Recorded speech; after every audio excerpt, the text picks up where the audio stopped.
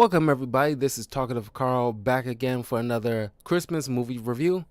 It's currently Christmas Eve, and I got just two more Christmas movies to review for the month, or at least for the holiday of Christmas. And it's one of my favorites. One of my favorite adaptations of my favorite Christmas story, A Christmas Carol. Or at least, there's only a few Christmas stories out there, but like the timeless classic, A Christmas Carol, but adapted in 1988 by Richard Donner, starring Bill Murray. And this movie did fairly well in the box office, but it quickly soon become one of the pillars of the Christmas classics. It's probably in my opinion, one of the best adaptations of the Christmas Carol story.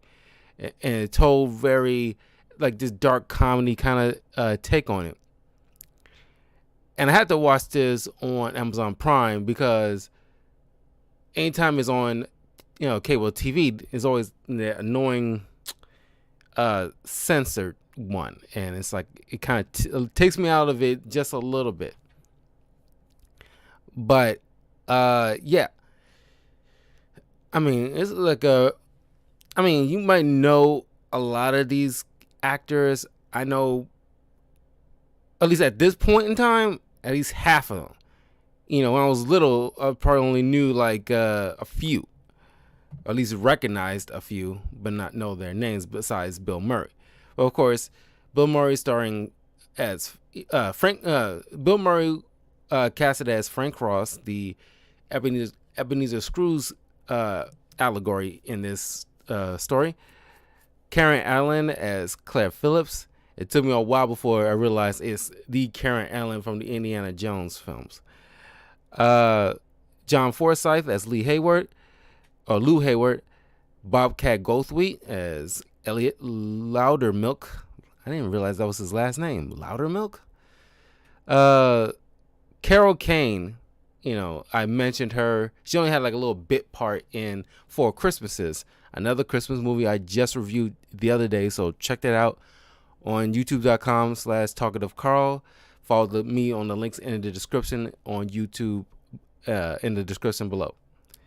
And she is the funniest one. I love Carol Kane. She always plays this cutesy, kind of funny grandma / aunt kind of attitude where she's kind of out there, but it's kind of funny. She's just a fun person. I really like her. I seen her in even in a few episodes. I think she was in a season of 2.5 Men back in the day, and she was the best part of that season. She was hilarious. Robert Meacham, Preston Weinlander, Michael J. Pollard as Herman, Alfre Woodward, aka, if you don't recognize her, if you ever watched Luke Cage on Netflix, she's I'm just blanking on her name that fast. How did Bushmaster call her? Stokes, Mariah Stokes. And a very, very young John Glover as Bryce Cummings. David Johansen as Ghost of Christmas Past. So, yeah. And then, of course, you got a couple of cameos from, well, not even a cameo, at least a cameo for one. Two of Bill Murray's brothers are in this, John Murray and Brian Doyle Murray. Anyway, Frank Ross is an IBC, television network president, and he's just a complete schmuck. Very, only thing pretty much think about himself, and only somewhat cares, tangentially cares about his younger brother. But just it's just, he keep his brother at arm's length, and he has a significant. Well, he used to have a significant other, uh, uh, Claire, who, which a thing I like about this. Normally in the Christmas Carol adaptation, Scrooge's love interest is long since, you know, as he's gotten older, she's long since gone away. You never see her again beyond like what happened in the past. But in this adaptation, the significant other of the Scrooge allegory is still around, and he can have his own happy ending with her. But uh, uh, uh, he's presented with like these different ads. You get to see like a lot of, since it's like a television production company, you get to see a lot of stars in here, like Lee Majors as one an actor brought on to play out this television spot where like terrorists attacking the North Pole, and Santa and the elves are arming up for some reason, and Lee Majors is actually holding the Gatling gun in the first Predator movie that was used by Jesse Ventura, which I did not know. Miles Davis is in here, Paul Schieffer, Larry Coltrane, Colton, I'm about to say Coltrane, David Sanborn, as the street musicians you see briefly, John Houseman, Robert Goulet, the Solid Gold Dancers at the time, Buddy Hackett as the Ebenezer Scrooge from the TV show they producing for the company, Mary Lou Retton as Tiny Tim. So, yeah, they use that whole television company to their full benefit to be able to explain why you see like all these cameos from these larger than life actors. So, of course, Frank is just doesn't like the first pitch that they're giving him, because he want to like shock everybody. He wants to get that like a real eyeballs on everything.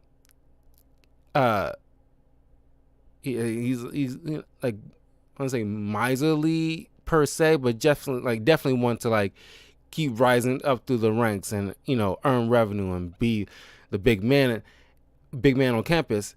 So he plays his own ad, and it's like so freaking horrific, and like and it's you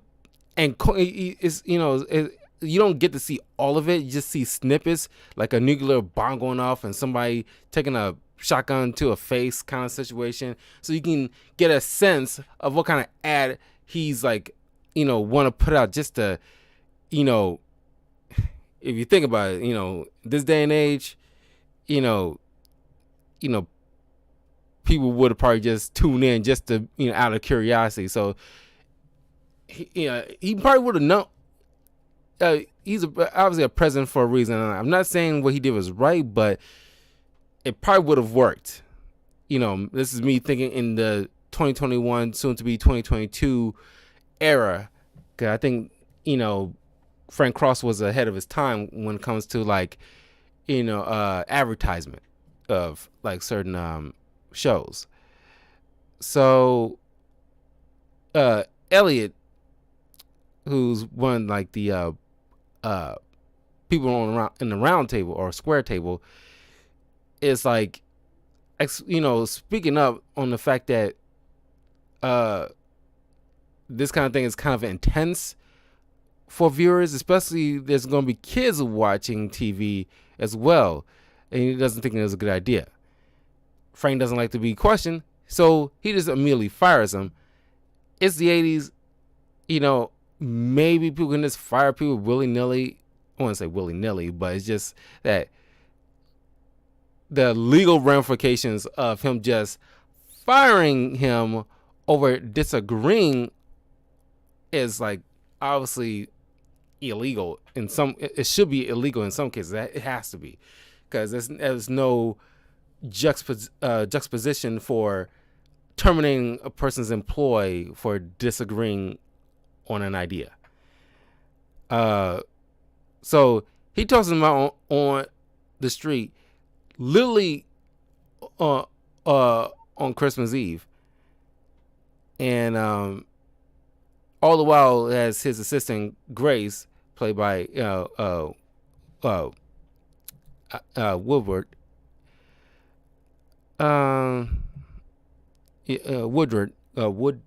Woodard, and she goes over like people who works underneath him, like who's in the employ of the company, and she goes like, okay, on his Christmas list, like she goes off names. She's like, towel. They got just towel, and it's like only giving like VCRs, fancy VCRs of the time, to like people that are like in high positions that he wants to cozy up to, so they get like the VCRs and stuff like that. But anybody who's not on that kind of level, just give him a towel. And even give his assistant Grace a towel. And then it's like, it was a funny moment where she's like, "What about my Christmas bonus? Towel and face cloth." It's like, oh shit. And that's hilarious. That was, that always gets me. Just towel and face cloth. And he just said it like it was something. It's just the way Bill Murray said it made it even more funny. But then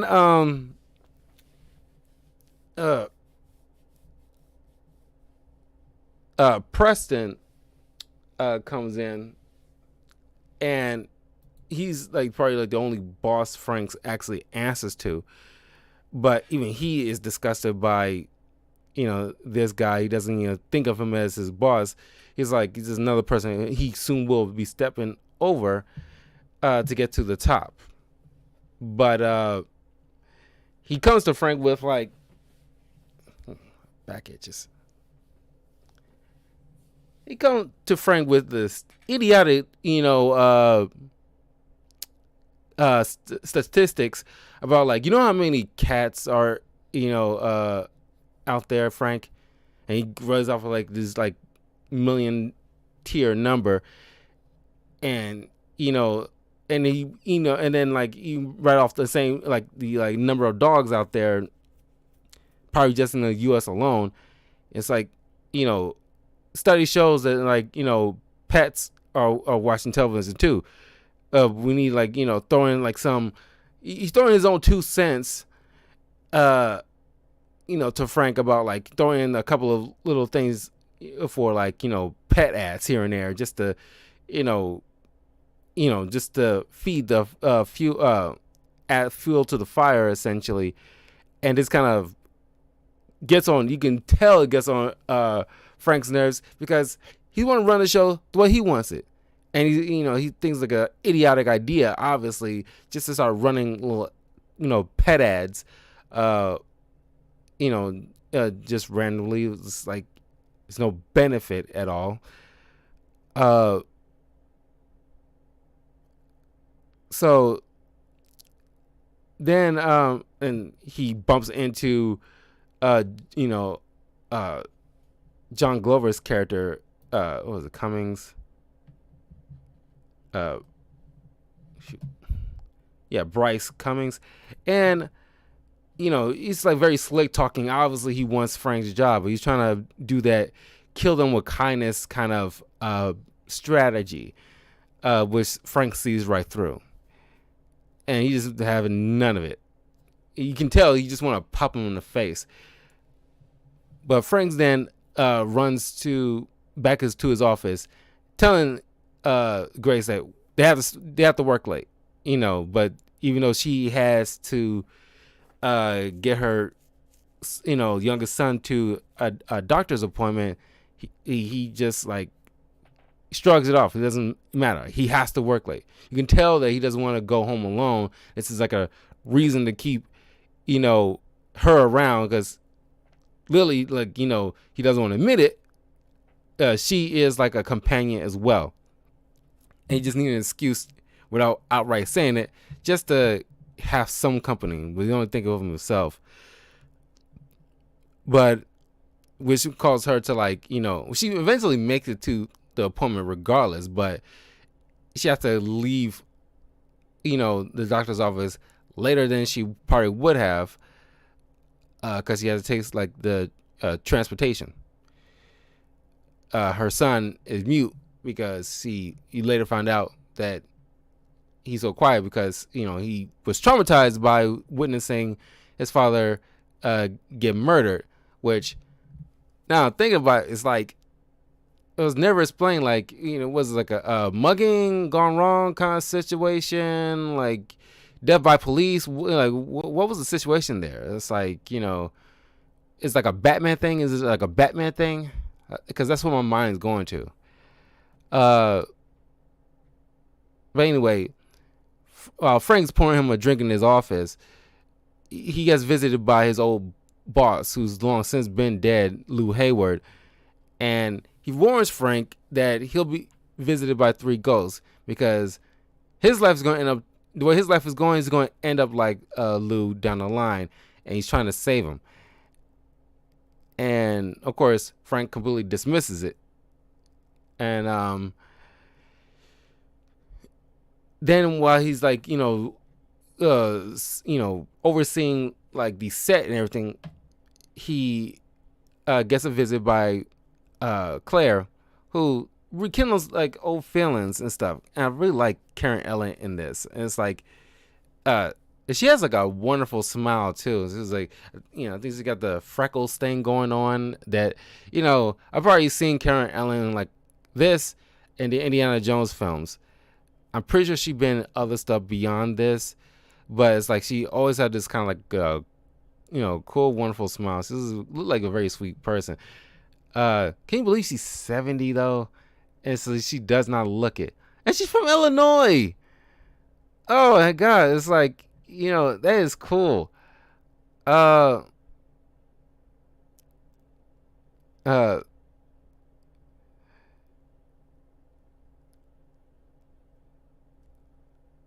so yeah, I was like, let me just go see what like other. I know I saw Animal House once. She been in that. Yeah, Raiders. Indiana Jones. No,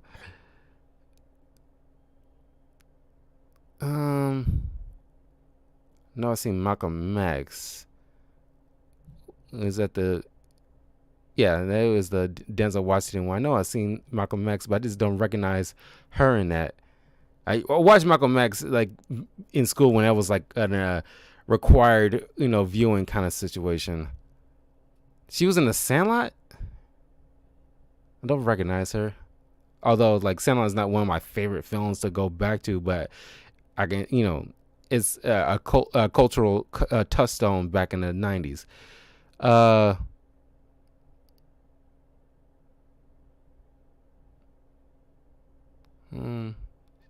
She was in The Perfect Storm.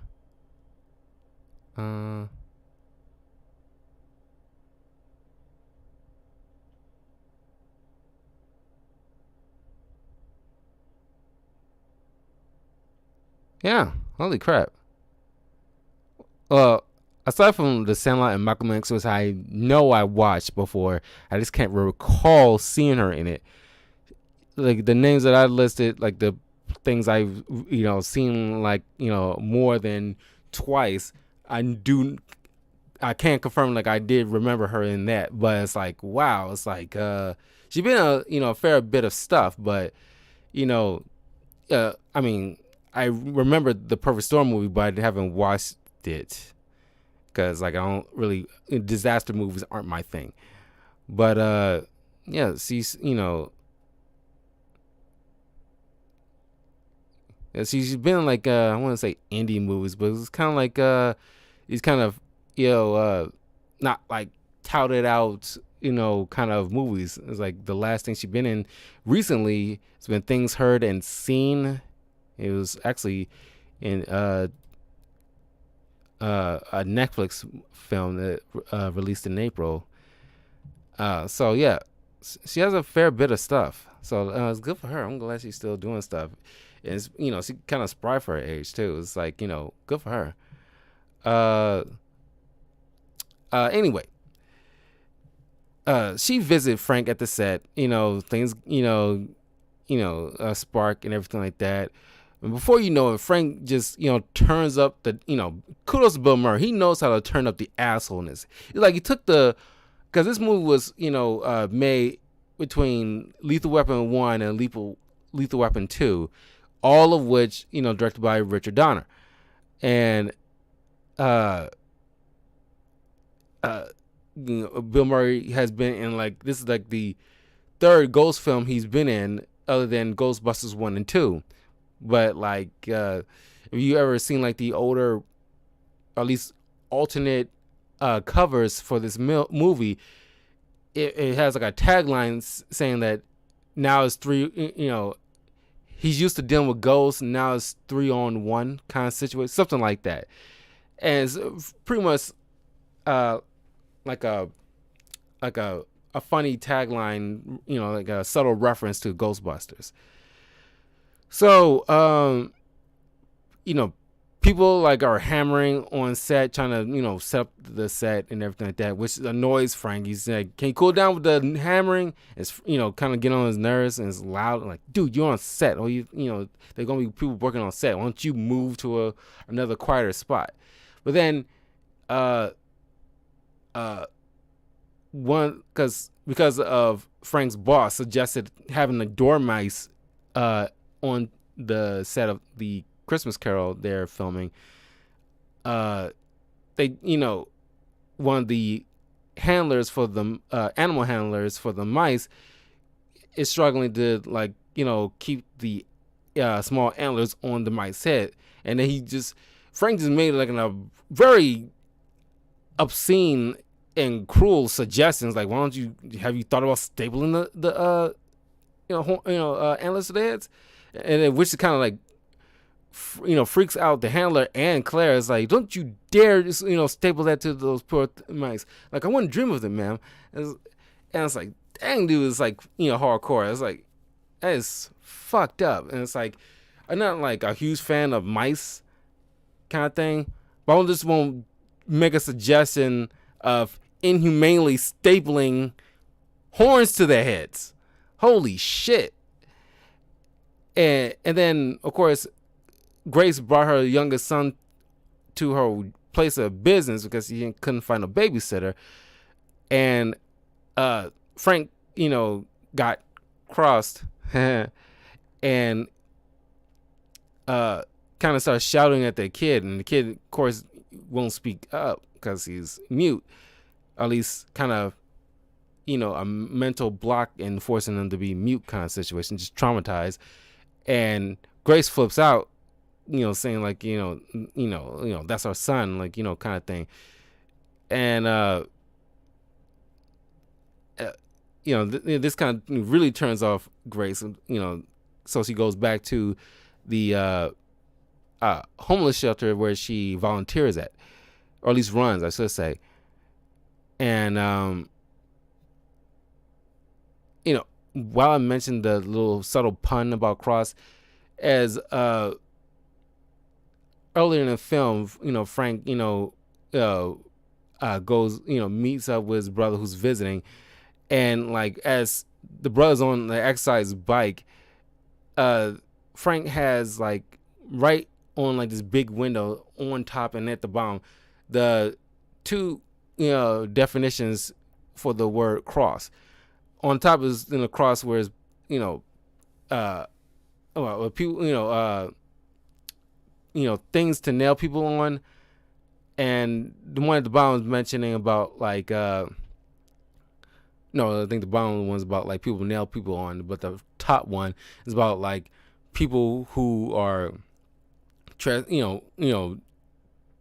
transgressing upon you kind of situation, that kind of thing. So just a really leaning into the whole last name of Cross, which I'm kind of glad they came and make up their own kind of name for this Ebenezer Scrooge allegory. They didn't call him actually Ebenezer or like a or any different take on the name. It's just like a completely different name, and it's uniquely his own. And my personal opinion, more memorable, just as memorable if you watch this film, a number of times. It can be just as memorable as Scrooge. So as Frank goes out to have a meal with his boss, and then his boss bringing him bad news about like worrying that he's spreading himself too thin with all these responsibilities, he brings in Bryce, who's really like worming his way on in. And then all of a sudden, like the bell tolls for the first ghost, and Frank is seeing all these hallucinations, which it gets pretty intense. As one of the waiters bring in like a shot glass of alcohol. Frank sees like an eyeball inside, while everybody else doesn't see nothing. But he's freaking out, and he sees one of the waiters on fire, but he's freaking out. But everybody else wondering what the heck is wrong with him. And then there's a funny moment where he's just casually walking by and just dumped like a bucket of water on top of one of the waiters. And it's like, oh my God, I'm sorry. I thought you was Richard Pryor. It's funny, but it's like I said, this is like a kind of like a dark comedy. Richard Donner doesn't shy away from like certain dark images, and of course there's other writers involved, which behind the scenes has always been like it was like some kind of issues between like a lot of the writers about which take they should go with. But the end result is still satisfactory in my opinion, and to a lot of people, despite what probably had happened back in the day. I only was just born a few months, prior to this movie's November release. I was born in April of 1988, so I was only an infant when this was like a thing.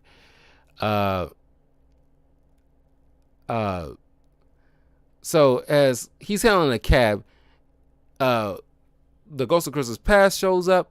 Nice, twist, because I like when you're doing these kind of adaptations of this Christmas classic. I like it when they do certain twists to them. They don't do go with the ghostly pale apparition of the Ghost of Christmas Past that you probably normally see in like the fable books or the novellas where this come from. He's a taxi cab driver, is like very manic, drunk, chain smoking taxi cab driver,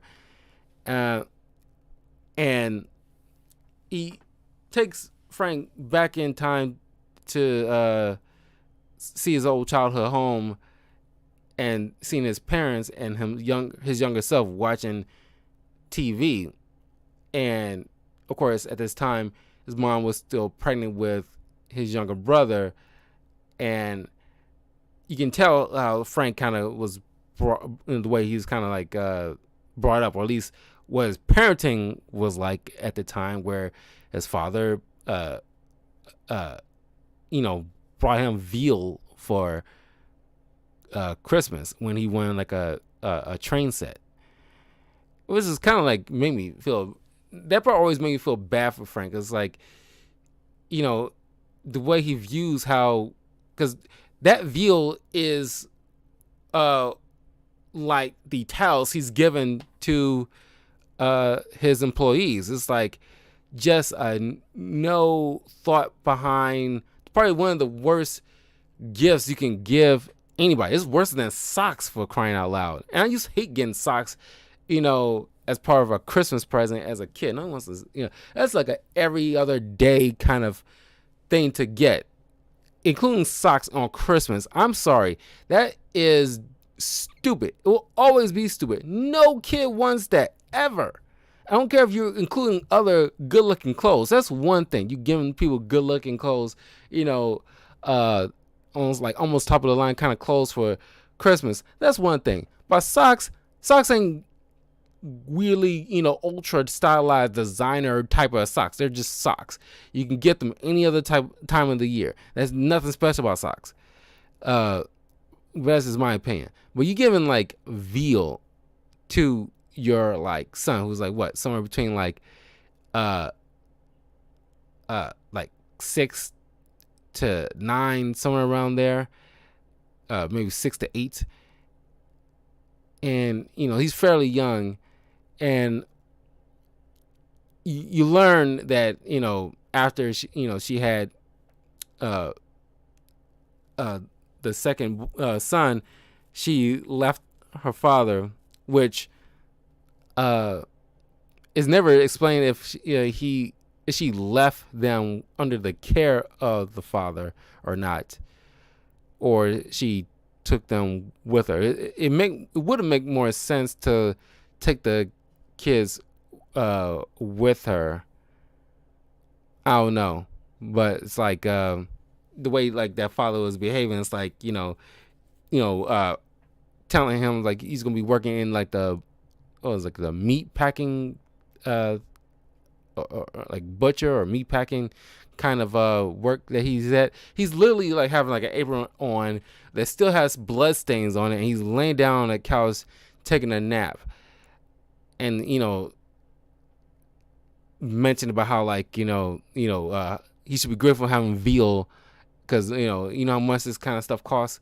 And it's like, wow, what just like crummy dads of all crummy dads. I mean, it's like he's no Thanos, but like God Lee, he's like and it's no wonder like how that kind of parenting affects a young kid like that, which you get to plainly see with Frank, as he's like the way he puts value on certain gifts depending on who you are in his life. Just like no thought behind anything. This is like he had, even to his own brother. He initially wanted to give his brother a towel, but thanks to Grace, who doesn't want his own brother to look poorly on his older brother, she just took it upon herself to get like a VCR and sends it to the brother, so that way, as Frank finds out later, went out of her way to make sure that his brother gets a nice gift, so he doesn't look poorly on his own brother, his only brother. Which I get, and it's like very sweet on her. And Grace plays like the whole Bob Cratchit role in this entire thing, and so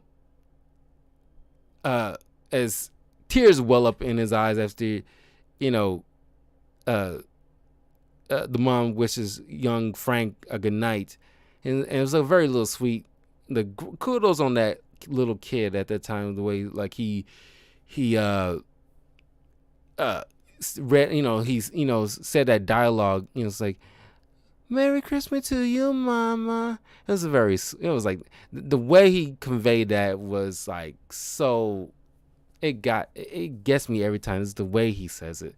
It's not what he says, it's the way he said it, and it's like just the innocence in the voice. But then of course, as they walk out the house, and Frank just like rebuffs the comfort the ghost is trying to give him. It's like, I was touched by the veal. And then as Ghost of Christmas Past is trying to shed some light on Frank's young life, is that you sat in front of that TV. It's like pretty much your only companion for most of your life until you was in your late teens, man. And then Frank mentions about all these cool stuff he did, but he's, the false memory of it is just like he's applying what he saw on TV to his own life, which never happened, and like which points out the patheticness of Frank's young life, the fact that he never did anything with his life. when he was a kid. He didn't go out and explore or anything like that. He found comfort in front of a television, which you know I can relate in some way because I did watch a lot. I still do watch a lot of TV. Just evolved over time, but I barely went outside like that because I did not have my younger brother, I have two younger brothers. One is a year younger than me. He went outside a lot more when we was children than I did. And we had next door neighbors, which I knew too, but it's they gave me crap for not always coming outside as much as Kendall, my younger brother Kendall, has. And I mean, I was I'm still kind of an introvert, but as time went on, wasn't until to be honest, it wasn't a little till maybe some point in the era of college when I actually took it upon myself to go out myself more rather than when I'm out, I'm usually with family in some fashion. But it's just since then, little by little, as given the fact that I gained true friends and very close knit friends that I can actually go hang with and do stuff with, it was just things change. I still usually like to be a homebody, but I pick and choose when I want to go out, like C2E2 events or doing any Halloween parties. Every once in a while, if I want to do something for my birthday, I just invite a couple of friends and just do something fairly small, not too crazy. But yeah, this all depends mostly. So I get Frank in this, but I also understand. Even as a child, I get it, but I just didn't have that.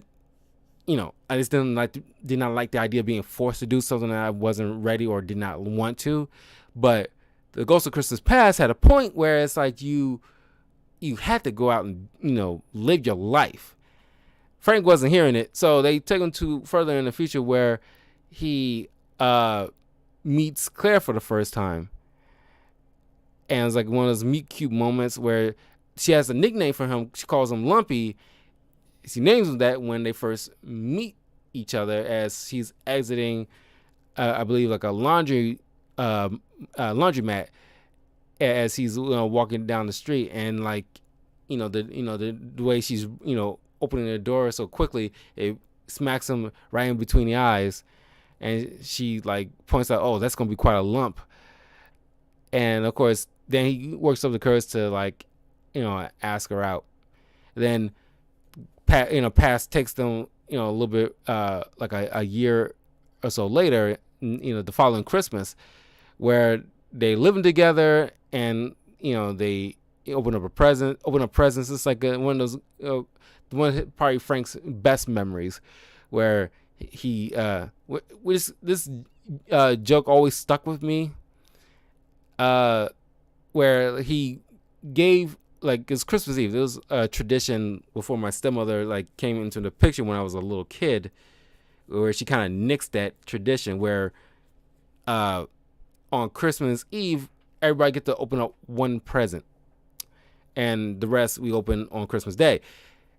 And when I find a significant other and start a family of my own, I will restart that tradition moving forward, because that is a fun thing that everybody should do. Anybody who celebrates Christmas definitely should do that, where you get to open up one present on Christmas Eve, and then the rest on Christmas Day. That's just fun. Never knew why she stopped that. It was kind of a dumb call to make, and everybody just kind of followed suit, at least for a while, on my father's side of the family. But fast forward sometime later into the following Christmas, where Frank is moving on up in the company, where he's playing this mascot on his kids show, and then he's getting noticed by Lou Hayward, who was president of the network at the time, who is kind of like a horn dog, like just I want to say he was like a Weinstein kind of guy, but he was like one of those guys back in the day that he has probably like a handful of mistresses. Uh,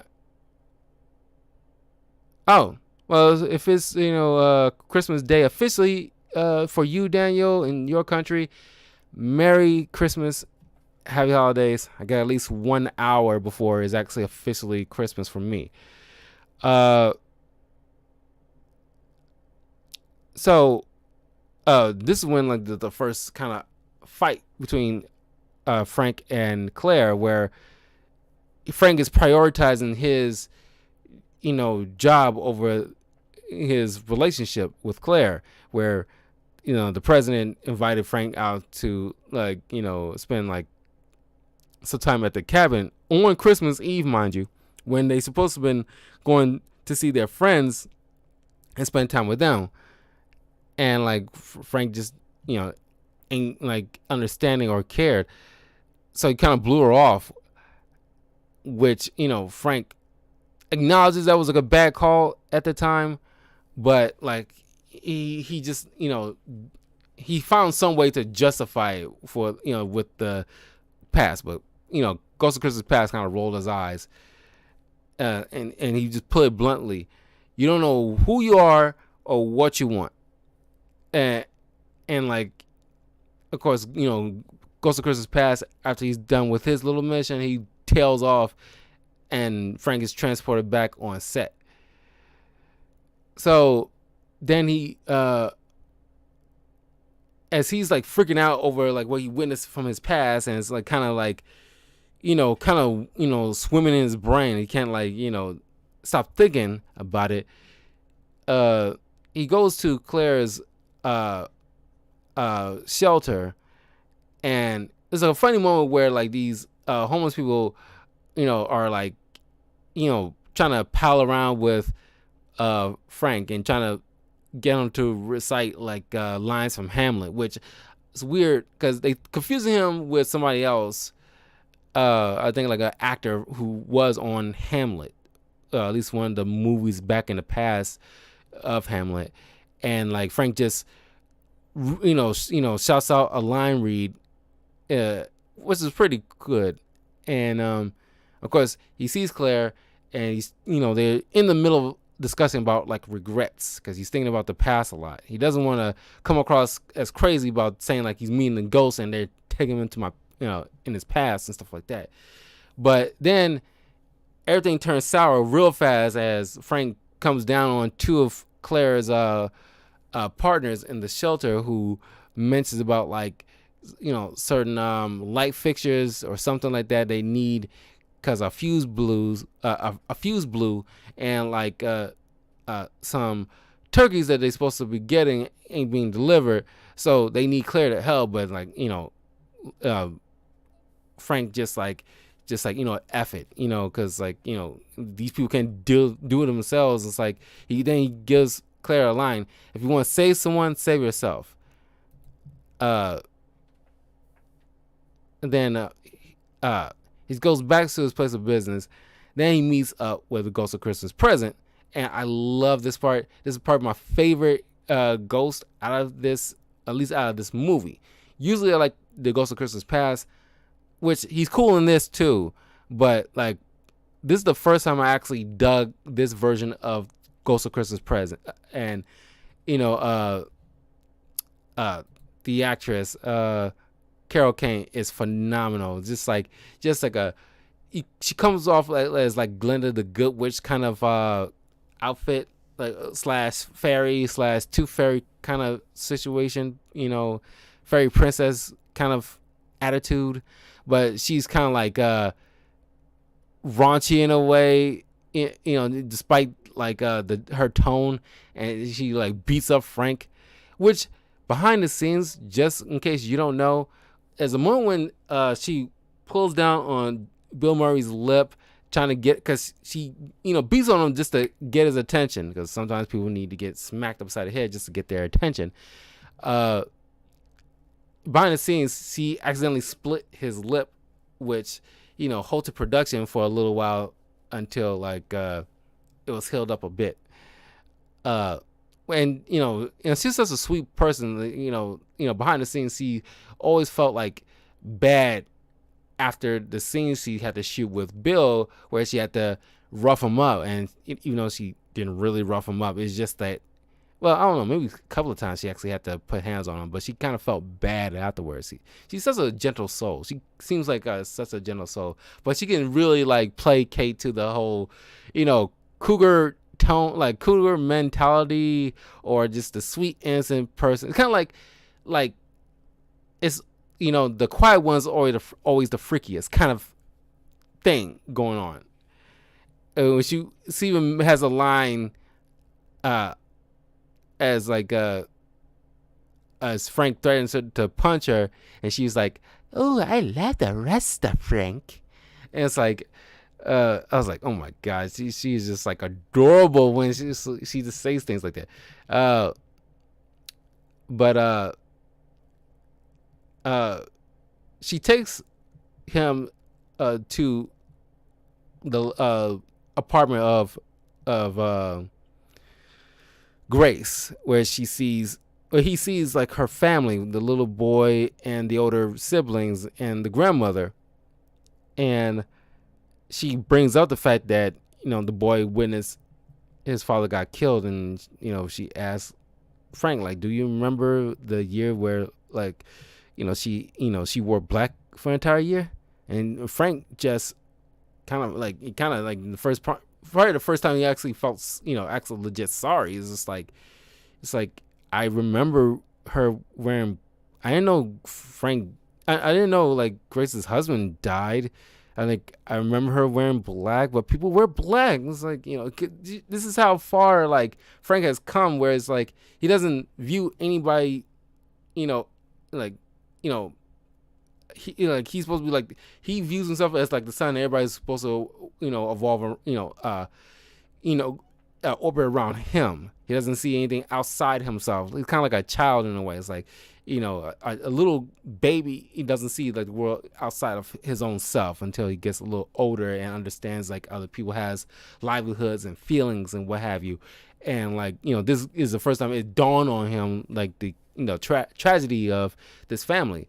And she also brings up that this kind of crappy apartment, despite her working for you, and the way you are paying her, it's like then with a little roughing up, Frank just like begrudgingly agrees, like maybe she about time like Grace deserves a raise. And then she takes him to the house of his younger brother and his wife, who have friends over, despite many Christmases where he invites Frank over to spend the holidays with him and his group of friends, and he always decline. The wife mentions like, when you gonna learn? Like every year you invite him, and every year he declines. When you gonna learn? And it's like a very sweet moment where it's like the brother says, never. He's my brother, and I always love him. Despite like Frank getting a little agitated, the fact that Grace ended up giving him the VCR, and despite his orders of giving his brother a towel, but he's like, still you can tell he's touched by what his brother said, and he's like, fine, keep the VCR. It's a tax write-off, and like it's like a little heartfelt moment with Ghost of Christmas Presents. Like, it's all right, Frank, I understand. It was just like this part. It's like this is like my favorite part of the entire film. This like this, just the clarity of the moment for Frank, witnessing people outside of his own orbit that's always been around him and always had his back. Despite his attitude, and how much they stick up for him, despite his assholeness ways, he there's a crack in his armor now, and it's getting bigger. And there's a moment when when President's trying to like end the whole mission, and Frank doesn't want to leave because now he's getting into it when they started playing charades about like what's the name of the boat on Gilligan's Island, and like Frank, despite him not wanting to be involved in these kind of festivities, he you can see how quickly he can get into it. If he allowed himself the moment to be open, and is President's trying to get him out of here, and he's like he pushing her, and she's pushing back, and he pushing her again, and then she punches him, and like and then she takes a toaster and just whacks his ass with it, and knocks him back to this little underground little what is it called?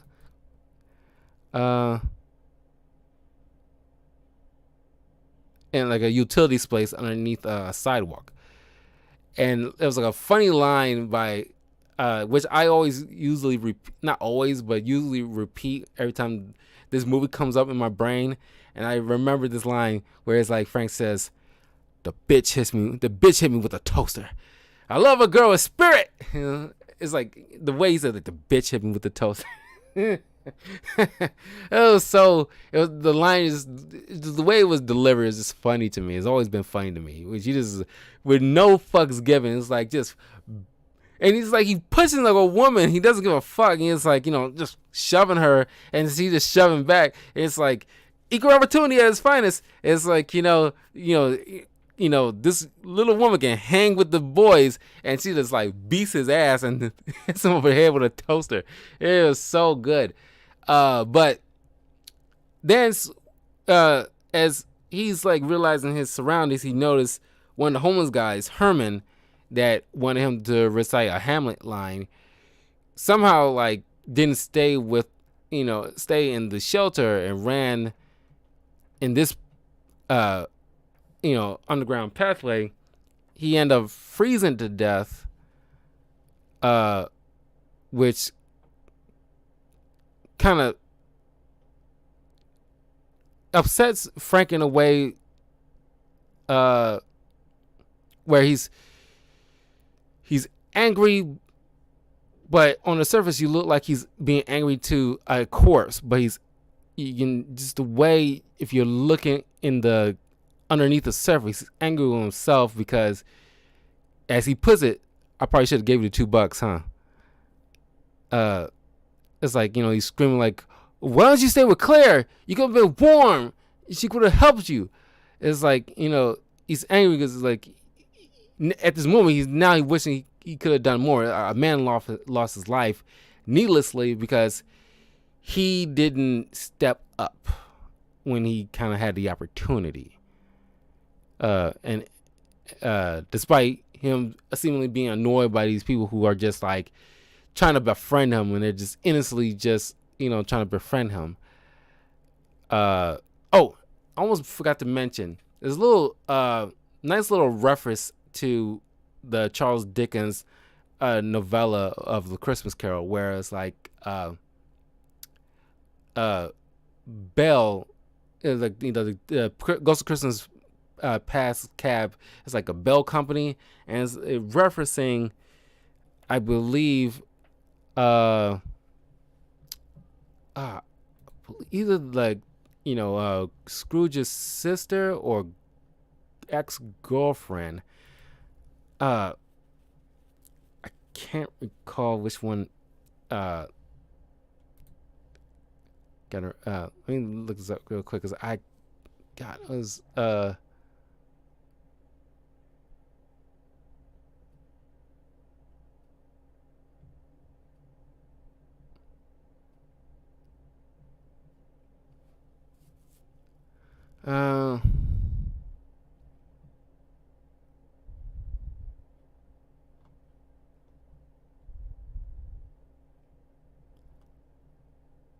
oh, seriously?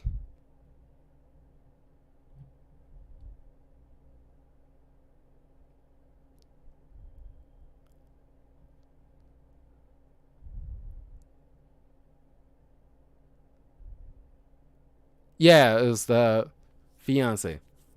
So it was a nice little subtle reference to the girlfriend of Scrooge, Belle, and in taxi cab, Ghost of Christmas Past drives is the Bell Company, and I was like I thought that was I only just now realizing that fact, and it's like sometimes when you revisit stuff that you probably seen 1,000 times, and you just get certain new information every time you probably look back on it, or at least every once in a while when you look back on it, something like kind of clicks in your mind. It's like, oh yeah, I see what happened, that kind of thing. But now as he's like back on set, uh, Bryce is pretty much fully like in director mode, and because Frank's weird outbursts here and there, they think like the stress is getting to him, so he's exiling himself back to his offices, where Elliot comes by like a straight up like going postal and coming after Frank with a shotgun. Frank escapes in the elevator where he meets up with the Ghost of Christmas Future, and this is the most terrifying part of the entire film, where it's like there's been like some good because there's like no CGI we're dealing with, or at least if there were, very minor, like at least like on a very rare occasion, like the moment when Future is trying to come take Frank through the TVs that's behind him, where he's like looming over the big rows of TVs behind Frank's desk, and Frank's is not noticing when he's pouring a drink, and like it's just like maybe just camera work rather than like CGI. But there's like little CGI where it's like a cab, the Ghost of Christmas Past's cab is going through, it's phasing right through another car, and he's phasing through a doorway. Like I said, very minimum. And it was nominated at the time. This movie was nominated for its effects, with like certain props and like certain practical effects that was used for this film, which is very, very good. But it only lost out to Beetlejuice, which came out in the same year, which I don't think anybody would really argue of that. It was great that it was nominated, but Beetlejuice did have some stellar effects. Still regarded, in high praise to this day. But the Ghost of Christmas Future takes Frank to a future where Grace's son is completely catatonic at this point. He's a little older, and like the guy playing him was like a little very. You can tell he's kind of lanky because his hands and arms seems like the way that he's covering his because he's not in a fetal position, but it's like his knees is like up to his chest kind of thing, and he's like just sitting down in like a cotted cell, and he's like in his way his arms are positioned. You can tell it's like this dude's kind of lanky. It's kind of off-putting, at least in my eyes. It's like, dude, this is so lanky. It's weird. It's like his hands look like they can stretch if he tried. And then he takes Frank to another future where Claire took his last words to heart, where it's like she now marries off to a rich person, and she looks down on the unfortunate, when she sees like orphans begging outside of the restaurant, and orders one of the waiters to shoot these street urchins away. And Claire's friends like looked at her like, oh, Claire, it's like, they kind of like feel bad. It's like, it's like, they just hungry. But, and Claire was like, oh, don't tell me. Thank God a friend of mine warned me, if you want to save somebody, save yourself. And Frank, with tears in his eyes and apologizing, the fact that because of him, he ruined like a beautiful soul and turned her into essentially a monster, and it is his fault. Now then, Future takes him, Frank to another part of the future where you know where he's at his own funeral, and his little brother and his wife is the only people there mourning Frank as they cremate the body, and he's teleported inside and he's like being burnt alive as he's pleading to get another chance and to be let out, and he want to live. And then he exits the elevator and he convinces Elliot, after he gives Elliot a high paying job, what was it, an executive producer kind of position. Uh,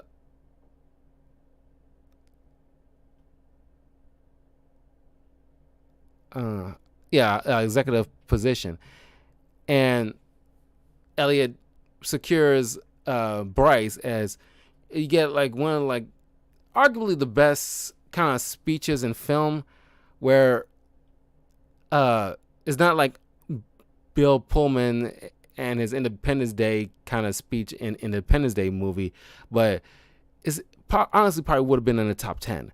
Well, Frank just on set interrupting the entire production as he's telling people like how you got to spend time with one another, call up a friend or family member that you haven't spoken to in years, and just tell them how, like you love them. And it's like you can look it up easily because it is one of the best speeches in film. And it's like he's telling his brother that how much he loves him, and like he admits that like I actually sent you a towel. It was my assistant Claire who gave you that VCR, and he apologizes. He loves him. He wants to spend more time with him, and it's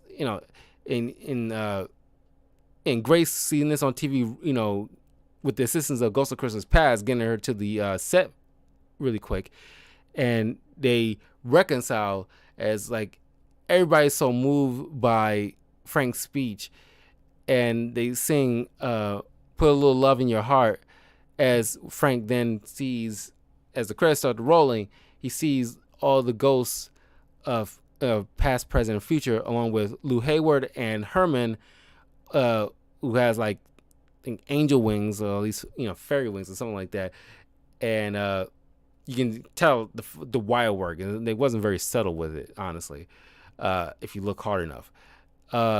But it was wrapping up at this point, so we can cut them some slack in a way. But and the movie ends, and it's like like I said, it's the best adaptation of A Christmas Carol that I've ever seen. And I see it quite a bit. Next year, I will eventually do the Jim Carrey and the Patrick Stewart versions of The Christmas Carol, because I love those versions too. But this one is actually my favorite one. And I definitely had to do at least one Christmas Carol film before the holiday was over, because already earlier in the month, if you check out my video of me reviewing the man who invented Christmas, loosely based off, I won't say about loosely, like just minorly loosely based on Charles Dickens' moment in life where he helped, where he created they came up with the idea of A Christmas Carol, and his little personal struggles during this moment in time kind of thing, which is kind of like, it all depends on how, because historians and like what they gathered as far as research upon Charles Dickens' life at that time, they only have so much to work with. But I think they did like a fairly okay job with the material they probably had at the time. But I just had to do at least one Christmas Carol adaptation, and Scrooged was on my list. It is my favorite Christmas movie of all time, honestly, and I watch it almost every year. But I have to make sure, now that we have streaming platforms and what have you, I can actually watch the edited, uncensored version like it's meant to be. But it's definitely fun.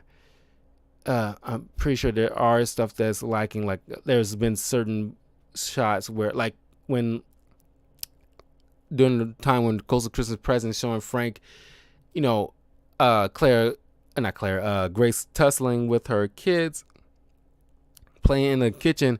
There's like a moment where like, like on set, like somebody's boom mic is peeking through. You can, if you like pay attention to like the top left or right corner, you can see like like a little bit of the boom mic, peeking through. And then the wire works at the end, like I point out with Herman and what have you. But there's like a few like certain errors on, not a lot, but it's just like the way like they managed to still put together like a very well done film. It doesn't really take you out of it. I'm surprised after all these years they never. I mean, before they even put it to theaters, I'm surprised they never caught that. But it's just like with Jack Nicholson's The Joker, whereas like he's fully revealing himself to his former boss before he kills him. And there's a little, I mentioned it in my review of Batman '89.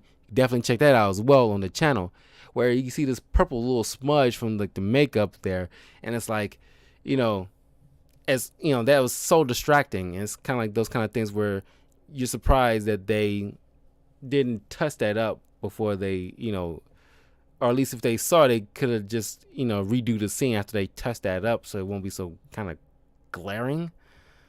At least for that particular scene, because you never see that smudge again.